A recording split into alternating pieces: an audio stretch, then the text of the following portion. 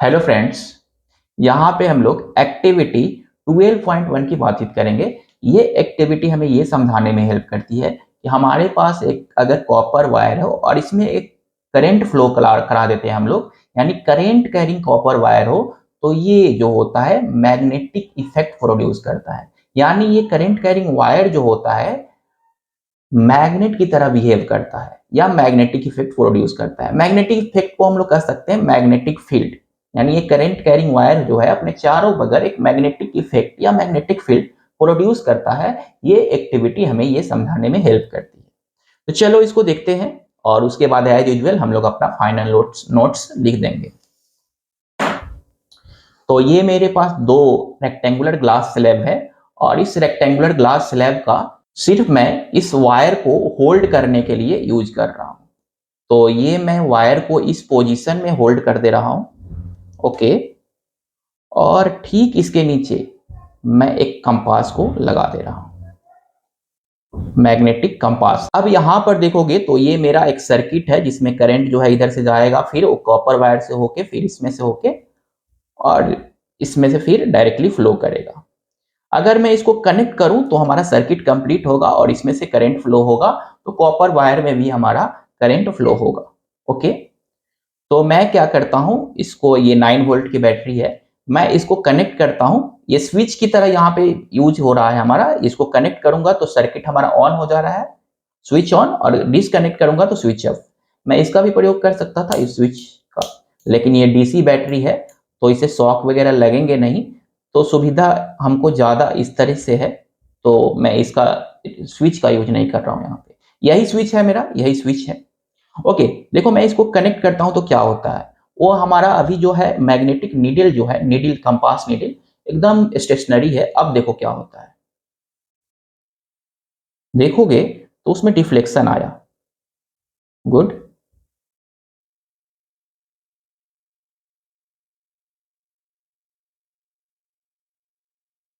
तो ये देखोगे तो डिफ्लेक्शन आ रहा है, और मैं अगर डिसकनेक्ट कर दूंगा तो ये अपने आप फिर कुछ देर के बाद शांत हो जाएगा।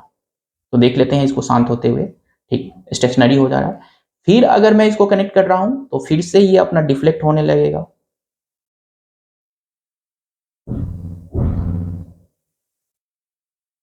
तो जैसे ही फिर से शांत हो जाने देते हैं,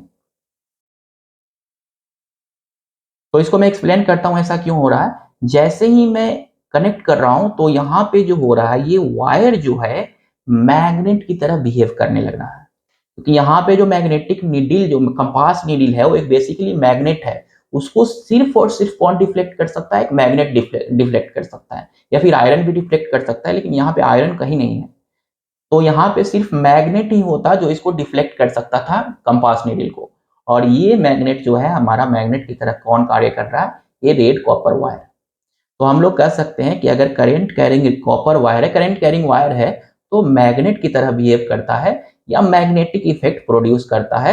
या दूसरे तरीके से हम लोग कह सकते हैं कि अपने चारों बगल एक खास रीजन प्रोड्यूस करता है, रीजन कुछ चेंज हो जाते हैं। और ये जो है कॉपर वायर जो है यहाँ पे मैग्नेटिक फील्ड प्रोड्यूस कर रहा है या मैग्नेटिक इफेक्ट प्रोड्यूस कर रहा है। तो बात समझ में आए, होप आपको ये समझ में आया। और इसके बाद मैं अपना नोट्स लिख देते हैं हम लोग अपना। तो हम लोगों ने देखा कि we saw that copper wires behaves like a magnet. तो ये मैग्नेट की तरह बिहेव करता है। Electric current through copper wire produce magnetic effect या फिर मैग्नेटिक फील्ड। मैग्नेटिक इफेक्ट चारों तरफ एक अलग सा रीजन, अलग स्पेशल रीजन डेवलप हो जाता है। हम लोग जैसे ही अगर मैग्नेट लाते हैं या कोई वायर में करंट फ्लो करते हैं, तो उसको हम लोग बोलते हैं स्पेशल रीजन को मैग्नेटिक फील्ड, राइट। तो इस तरह से हम लोग देखें कि इलेक्ट्रिसिटी जो है मैग्नेटिक इफेक्ट प्रोड्यूस कर सकता है, यानी इलेक्ट्रिसिटी और मैग्नेटिज्म एक दूसरे से लिंक्ड है। तो इलेक्ट्रिसिटी मैग्नेटिक इफेक्ट प्रोड्यूस कर सकता है, क्या उल्टा भी है कि मैग्नेट इलेक्ट्रिसिटी प्रोड्यूस कर सकता है? तो इसको हम लोग इस चैप्टर में देखेंगे। तो होप आपको ये नोट समझ में आया और ये एक्टिविटी समझ में आई। अगर आपको ये वीडियो अच्छी लगे तो आप इसे लाइक करें, दोस्तों में जरूर शेयर करें और सब्सक्राइब करें। Thank you.